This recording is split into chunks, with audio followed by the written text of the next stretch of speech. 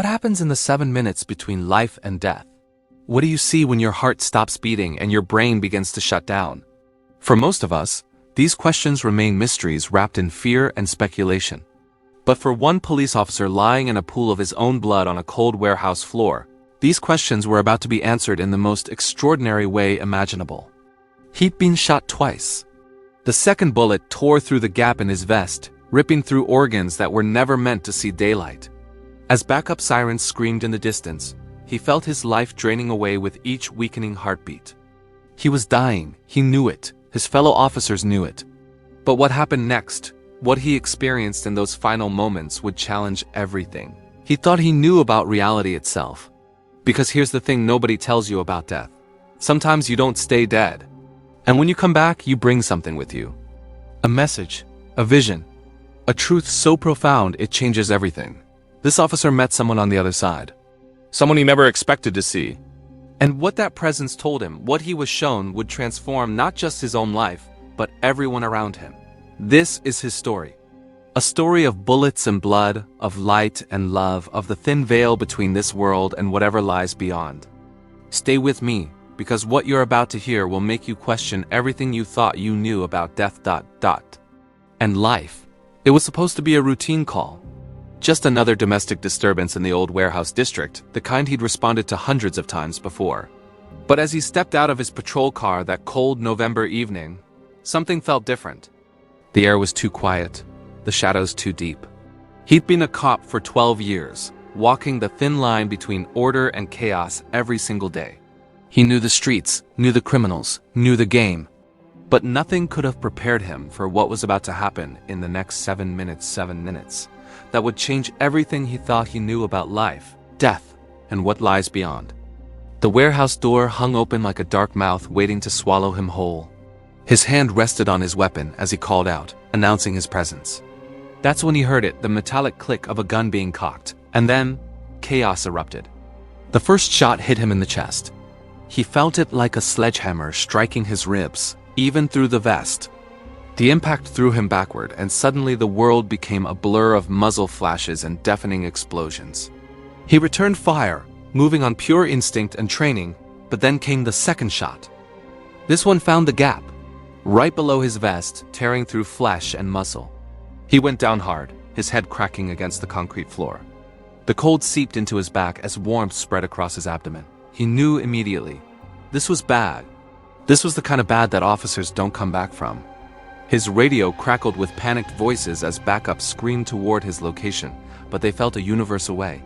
He tried to press his hand against the wound, but his strength was draining away like water through his fingers. Each breath became harder than the last. The warehouse ceiling above him started to fade, darkness creeping in from the edges of his vision. In those final moments of consciousness, fear gripped him. Not fear of death itself, but fear of what he'd leave behind. His wife's face flashed before him. His daughter who just turned 7. He thought about the last words he'd said to them that morning had he told them he loved them. He couldn't remember. Then something extraordinary happened. The pain vanished. Not gradually, but instantly, like someone had flipped a switch. One moment he was drowning in agony. The next he felt nothing. No, not nothing. He felt light, weightless, free. He found himself rising, floating above his own body. He could see himself lying there in a growing pool of blood, his eyes staring blankly at the ceiling. He could see the suspects fleeing through the back door. He could see the red and blue lights now flooding through the windows as his brothers in blue burst through the entrance. But here's the thing that shook him to his core: none of it mattered anymore. The fear was gone. The worry, the stress, the anger he'd carried for years like a second uniform, all of it had evaporated.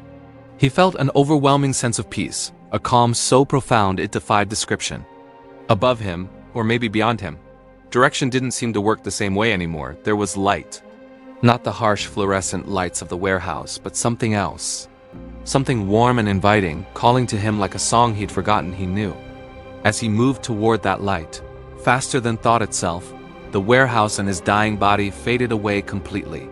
He found himself in a place that wasn't quite a place, more like pure existence itself. The light grew brighter, but it didn't hurt his eyes. It felt alive, conscious, and filled with a love so powerful, it brought him to tears. He no longer had the physical body to cry.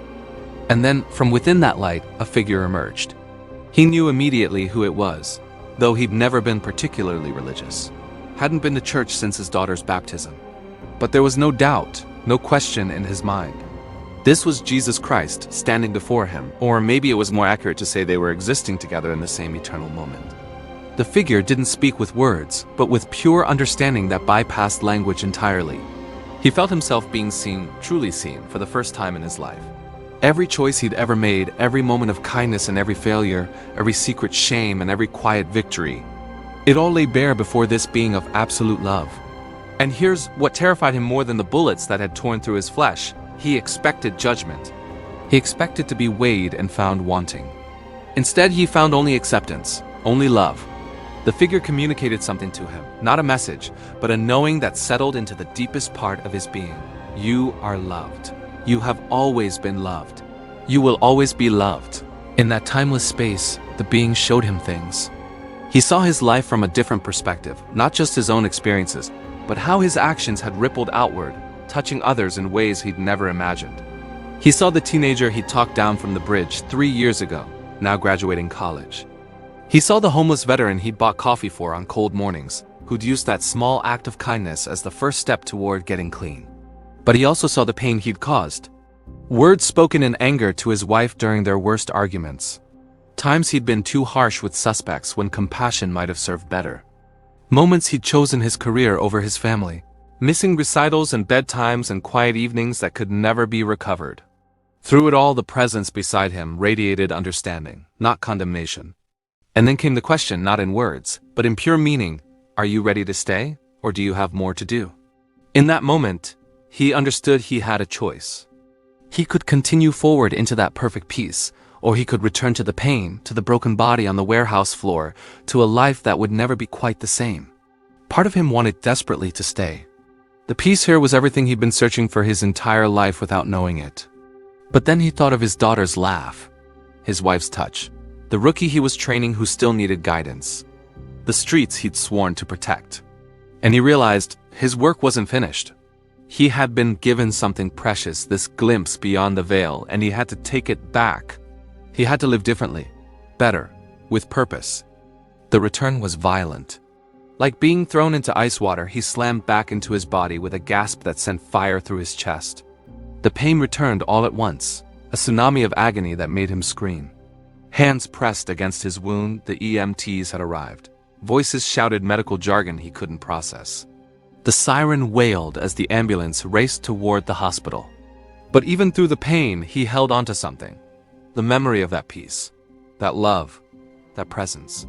He held onto it through the emergency surgery, through the weeks of recovery, through the physical therapy that taught him to walk again. He held onto it when the nightmares came, when PTSD tried to drag him under, when the darkness whispered that it would have been easier to stay in the light. He went back to work eventually, but he was different. His fellow officers noticed it. He was calmer, more patient, quicker to find the peaceful solution than to escalate. He started volunteering at the youth center on his days off. He made it home for dinner every night, made sure his daughter knew she was his priority. He told his wife he loved her every single morning, and he meant it with everything he had.